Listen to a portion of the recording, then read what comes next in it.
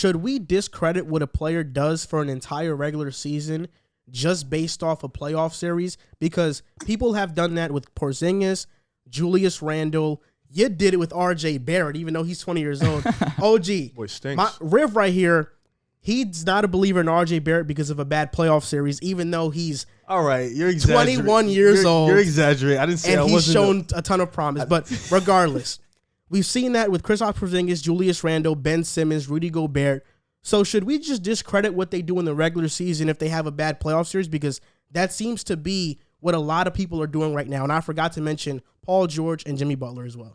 Also Westbrook too. I don't think we should discredit a full season, but I think we should definitely look at it because when you pay a superstar, you pay him because you want him to lead you to the promised land. So a regular season is great, but in the end, you pay superstars because they're performers in the playoffs, so you want them to perform for your team and you want them to lead you to the NBA championship. Now, I don't think you should disrespect or diminish a player because of one bad playoff run, but I think repeated bad playoff runs. That's what you did with Ben Russell Simmons. Westbrook is bad repeated. Yeah, you should definitely you. start talking about it. But I think when you pay a superstar, you pay him to get you to the big dance, and having bad playoff series at the bad playoff series isn't going to help that at all. Go ahead, OG. Well, we also got to take under consideration who we're talking about here. Well, we got a guy in RJ Barrett who's improved every year. And this is the first time he's been to the playoffs. Yep. All right. This is the first time he's been to the playoffs. And I think he's going to get better next year. That's first of all. Number two, you have set the standard in what greatness is. You're telling me that in order for me to be great, when do I have to do it? In the playoffs. You don't care about Jordan scoring 69 against Cleveland in January. Nope. You don't care about Kawhi Leonard going for 46 against San Antonio. Devin Booker, 72 on the Celtics. You don't care about that. Yeah. You know what you do care about? You care about Jordan knocking down them 6 threes in the finals. 100%. You care about LeBron in Game 7 of the NBA Finals against Golden State. That's what you care about. Now, that's what you hold in the highest regard. So that's where these guys are rated. Why is Tom Brady rated as high as he is? Why is Joe Montana rated as high as he is? And why isn't Peyton Manning rated higher than he is? 8 one-and-dones in the playoffs. You didn't have to go there, OG. You didn't have to go there, OG. I'm sorry. He's a Peyton Manning fan, by the way. That hurts, OG. And I know this is a basketball show. Absolutely. Peyton No, Manning, we're both.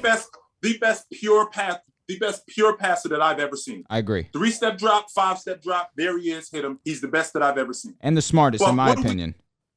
What do we rate these guys on? We rate these guys on what they do in the postseason. Yep. Let's pump the brakes on RJ Barrett because I think RJ Barrett is the future Oh my God. of the Knicks. I think so too. I really do. I think so OG, too. he just had one of a historically bad No, playoff. historically bad is It was- such a stretch. I didn't say It that. was That's really just bad. a bad, but not historically. It was bad. really He bad. did have a No, bad it one, though. wasn't. It was a bad first run.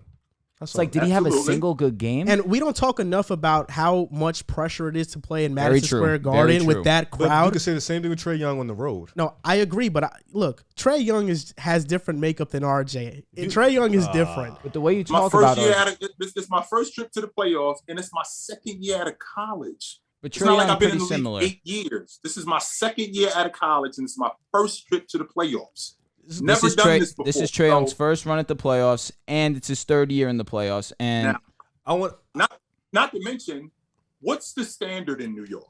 It's a high standard. New 100%. York is a No, big it's not. market. You know why it's not? Because the they've last been time trash. we won the NBA championship was the year I was born. Yeah. So no, it's not. That's It his ain't fair. no high standard. But I look at it like but you don't this. think the fans ask for a lot, OG? I didn't mean to cut I'm a you off. Knicks fan. I'm a Knicks fan. No, we don't. We just want to. No. This year, we didn't even think we were going to make the playoffs, bro. Fair enough. The Fair fact that enough. we made the playoffs, we were happy with it. Fair That's enough. why all this Knicks slander is ridiculous. I think I love RJ Barrett. we know you do. Yeah, because OG, we get into heated arguments because I said this on a previous show. Unless the Knicks get a commitment from Kawhi Leonard, I'm not trading RJ Barrett for Dame.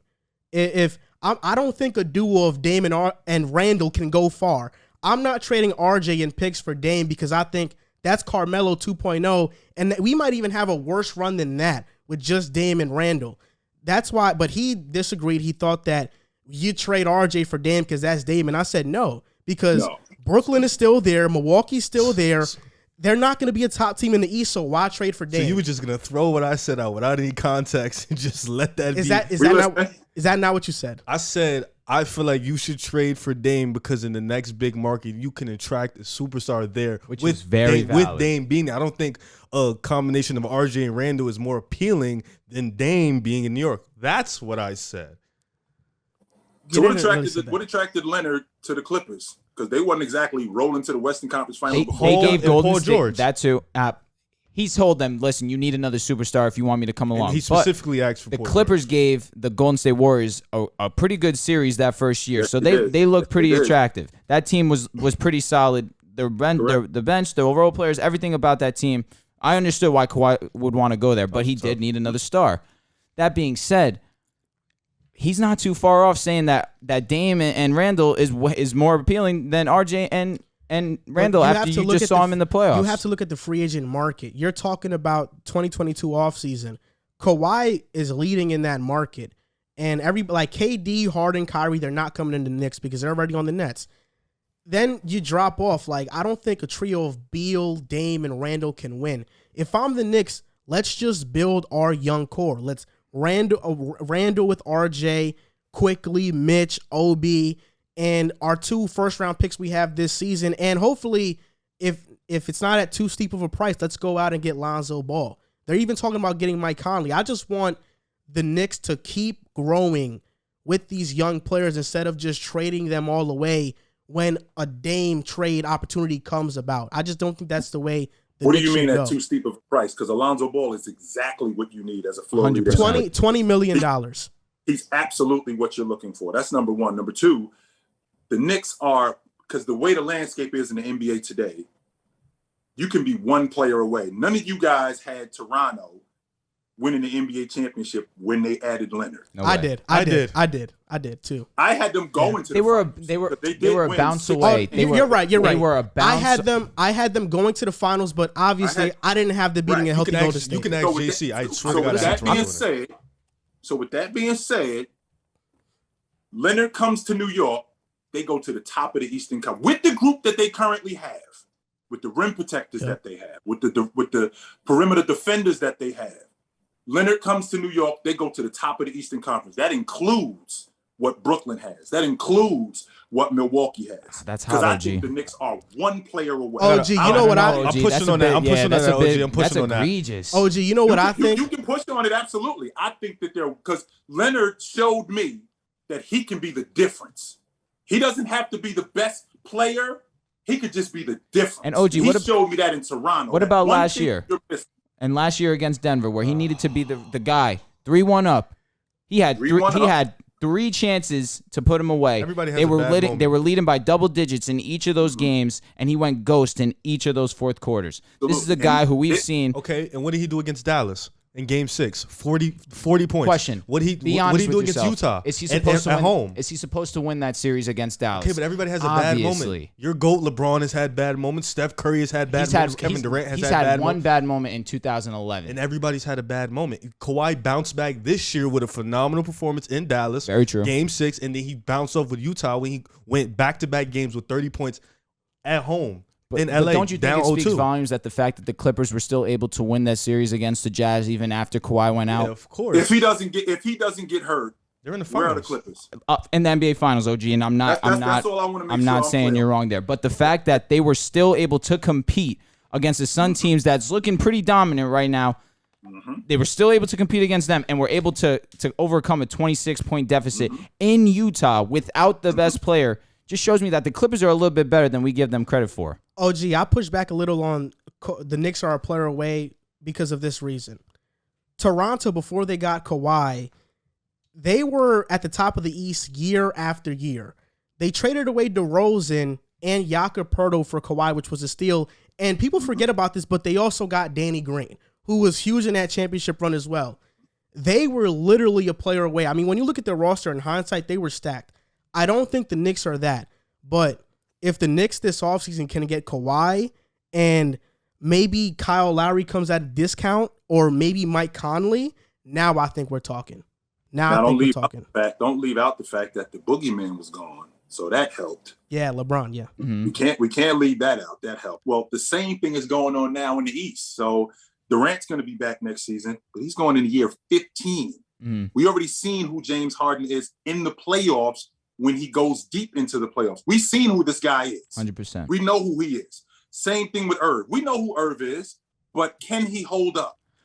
You mean health-wise? Because I'm about to say I've seen Kyrie in the playoffs outshine. It's health-wise. That's got to be the only thing he's saying, because I've seen Kyrie in the biggest moments be as high as you could get. There's no question about Irv's game. Yep. Just like there's no question about Chris Paul's game. The question is can he hold up? Yep. That's it. Can these guys hold up? So you're talking about a Knicks team that they got. I think Tibbs did a great job. He was coach of the year. I think he did a great job with that group. And to get a player like Leonard, can Kawhi hold up? Show these guys how to play. I don't think he's leaving the Clippers, but just an idea. Now, can Kawhi hold up? Well, that's another question, because he's proven this season. I mean, he rolled his ankle in 17. He rolled his ankle, and then this season he got hurt. So and load management basically ever since that ankle injury. Mm-hmm. I don't know if you want to commit. I mean, obviously it's New York, and fans are going to want to come see Kawhi, but you're probably going to give him around 35, 40 million, no doubt. It's Kawhi Leonard. You have to. You gotta give him 40. And with the opportunity of him taking, what are the chances he's going to play a back-to-back with you? Probably slim. I think they can get to the playoffs. They just need Kawhi for the playoff moments. But then can you rely that he's going to be healthy come that time? You can't rely on anybody's could be healthy if we're being like 100% honest. That's a very good point. That's a very good point. But if I'm the Knicks, do I take that chance? Absolutely, I think I so take too. that chance. And I think any team in the NBA, whether it's the Heat, Dallas, the Clippers, the Knicks, it's they're like all taking that chance on KD off the torn Achilles. It's a generational type talent. I'm going to name players, and you guys let me know if you're out or in on them after these bad playoff performances. First one up, Kristaps Porzingis. Are you out or in? I'm out personally. I'm in. Julius Randle, out or in? I'm still in. How about you, Drew? As a number 2, I'm in. As a number 1, I'm out. I'm in. Ben Simmons, out or in? 50-50. I'm in. I have to be. I'm in too. I'm in. Okay, and now I'm thinking about another player that had a bad playoffs right now. This one's at the top of my head, Jimmy Butler. I think we should all be in on Jimmy Butler. I'm in. You guys are all in on Jimmy Butler still? Ooh, OG taking a breath. Oh, man.